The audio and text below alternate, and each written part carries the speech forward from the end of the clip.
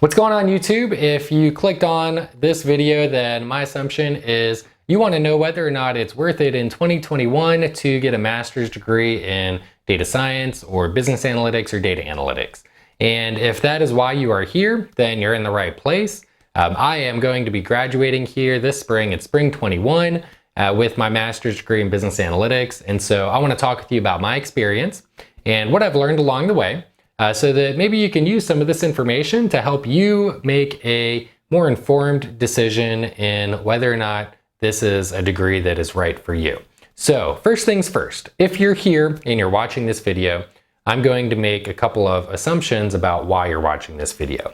You're basically going to fit into one of a couple different categories. So category one is maybe you are currently an undergraduate student and you want to transition directly into a master's degree and you want to know if this is a good degree for you. So that's option one. Option two is you work in the field of analytics, but maybe you're a junior analyst and you want to work more towards becoming like a senior analyst or a data scientist, and you want to know if a master's degree in this field is something that's going to help you take that next step in your career. So that's option two.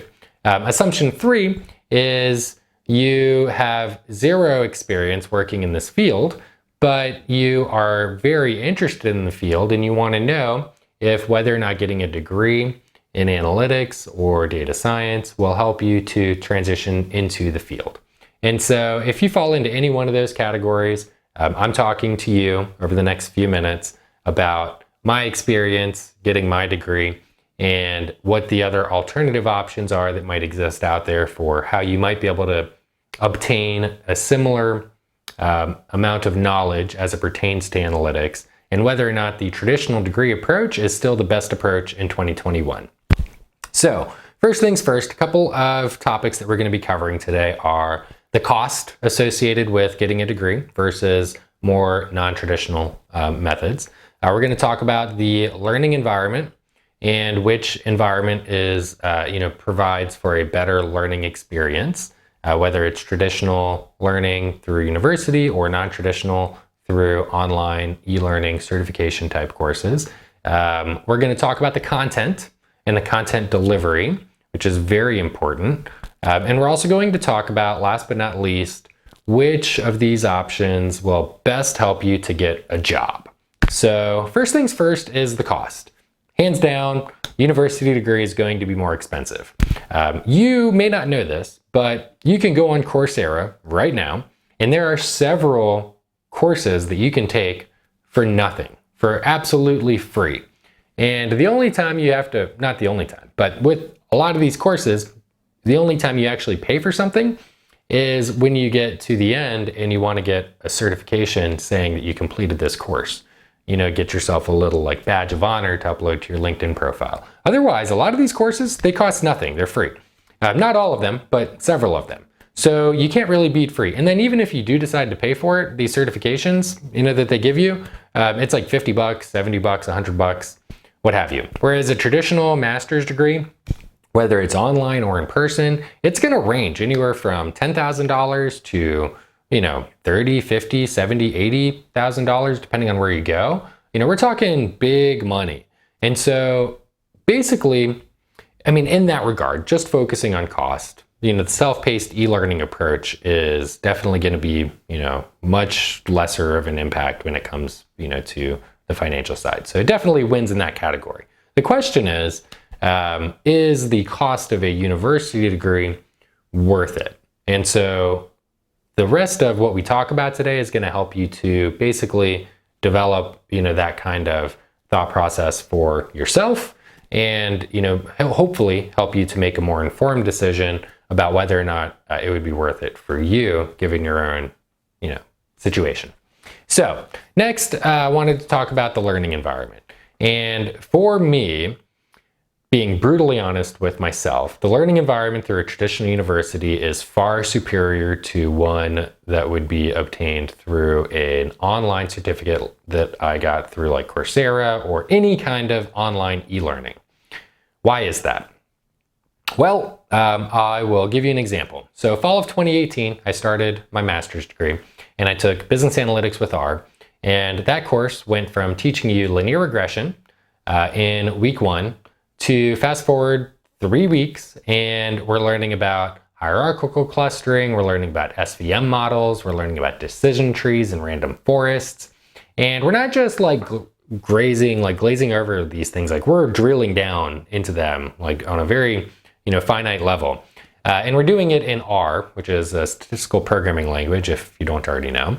And I had no programming experience. I had very little statistical experience. I took probability and stats in my undergraduate degree. And from a programming perspective, I created some pretty sweet MySpace pages back in the day, HTML, but that was 10, 15 years ago. So I had no programming experience, very little statistical aptitude, or not aptitude, but background. And so I was feeling very overwhelmed. And I reached out to the professor and I told him such. I was like, dude, I'm getting ready to quit your class. I'm not liking what I'm seeing here. I don't think I'm ready for this. I'm way over my head, blah, blah, blah, blah. And he emailed me back. I will never forget his email. It was basically 2 sentences. And he said, if it feels like you're drowning, good. It's supposed to. But I promise it will get better. And I really was at that point. I was kind of like at a breaking point. I was getting ready to quit. But, obviously I didn't. And things did get better. I'm graduating this spring, so hoorah. But, if I didn't have that professor to reach out to, would I have stuck with it? If I didn't have other classmates that I could collaborate with and be like, hey, are you struggling with the same concept here, or is it just me? And find out like, oh, they are struggling too. I'm not the only one. If I didn't have tutors that I could reach out to when I had questions and, hit, stops in the road. There's only so much information you can get on the internet when it comes to learning and mastering a new skill. There's a lot, and there's a lot that you can do with what's out there on the internet, and you can do almost anything with what's out there on the internet. But when you hit those roadblocks and you spend 6 hours researching one question online and you still can't find the answer, and you're reading through the textbook and it still isn't making sense, and you're posting on Stack Overflow and Reddit and you're still not, getting responses, and these snarky bastards on Stack Overflow are replying with, make sure you upvote the one that gave you the right answer. It's just, in those situations, it really helps to have actual people that you can reach out to bounce ideas off of and, hopefully come to a solution. When you do an e-learning or a certificate course through Coursera or Udemy or Datacamp, you don't have that. You don't have that interaction. This is all online. It's all self-paced. These professors or teachers, they just upload the content and you work your way through it. So learning environment wise, hands down, university approach is better. Unless if you're that like 0.01% of people who has that discipline and that grit, and you can work through those e-learnings on your own, and navigate all of that messiness, the traditional university path is going to be the better path. The only exception to this is, in my opinion, the person who currently works in the analytics industry and they're looking at taking that next step in their career. That person already has a foundational knowledge of analytics, and they know within the scope of their job, within the scope of their industry and their team, they know what skills they need to get better at in order to progress in their career. And the e-learning content can give you that very targeted material that you can review and go over and learn, such that you're not devoting 2 years to learning a bunch of stuff you might not necessarily need. If you're already in the industry and you're just trying to level up, then an e-learning certificate might be exactly what you need to get to that next level. But if you have no experience in the industry and you're just thinking about taking this as a consideration for a possible future career, you can even go on Datacamp's website. Datacamp, if you haven't heard of Datacamp yet, they're probably one of the biggest players in this online e-learning game, right up there with Coursera, but Datacamp is more of an interactive programming forced learning environment. But even them, as big of a player as they are, you can go through one of their courses and they're all over the place. Just one course, one topic, within that one course, that one topic, the modules literally follow this spider web of learning. And for me, it doesn't make sense. There's no linear progression. There's no building the foundation and then the walls and then the roof and then you paint. There's none of that. It's literally like they try to put the roof on and then slide the foundation under it and then, put their elbows out and hammer in some rafters. It doesn't make sense. And if you don't know what you don't know. And, trying to build a curriculum that will help you change careers, for one, and building that curriculum out of miscellaneous modules and certificates that you come across online, just not going to happen. University, the content that you get through that university, it's going to give you a much more steady progression that will basically build off of previous things that you've already learned and give you that solid foundation, and then give you the ability to specialize with different degree paths, whether you do like a data science concentration or a data engineering concentration or a financial analytics concentration, whatever route you decide to go. The traditional university path is going to really help you to navigate the content and the learning environment. So from that regard, learning environment content, those go to the university. It's really difficult to navigate that stuff when it comes to the certificate-based e-learning courses. Last but not least is getting a job. And so which one of these is going to help you best get a job? And speaking from my own experience, university program worked out well for me. Background was in sales. I now work in a dedicated analytics team for a very large financial institution in the United States. And that would not have been possible if I only did online certificates. I'm hands down 100% confident in that statement. If you think about it, if you have, let's say myself, I had no experience working in the industry and I wanted to know, which, can I just like devote 6 months of my time to doing these certificates and develop the acumen and the subject matter expertise to get a job in the field? Is it enough for that? And you think about some of the other candidates who might be out there who are applying for the exact same job that you're applying for. And I'm not saying it's impossible, because people do it, but it's going to be very difficult, because there are going to be other people out there who went to college for this, or there's going to be other people out there who maybe they didn't go to college for it, but they already have some experience, or maybe they went to college for it and they have experience.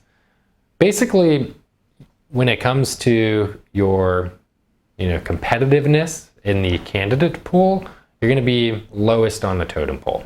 So not saying it's impossible, but if all you have are a few certifications under your belt, it's going to be really hard to change careers or get a job working in the field. Again, not saying it's impossible, but maybe you'll start off in like a junior, very, very junior role, just building some dashboarding and some reporting. I don't know. It's hard to say. But the thing is, the market is becoming more saturated with people with upper level degrees. And even with a master's degree, there's still a lot of competition. And with a master's degree, so talking about my own experience, I explained, my job situation.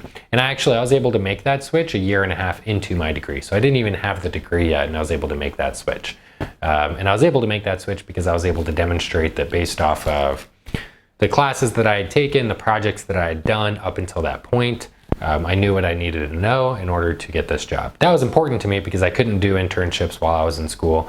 I needed to continue to work and generate an income, and I stayed with the same company, which was great. Couldn't have been, a better situation. But I have a lot of classmates so I have a couple of classmates who got picked up by Amazon. I have a classmate who got picked up by EY, Ernst Young, the consulting firm.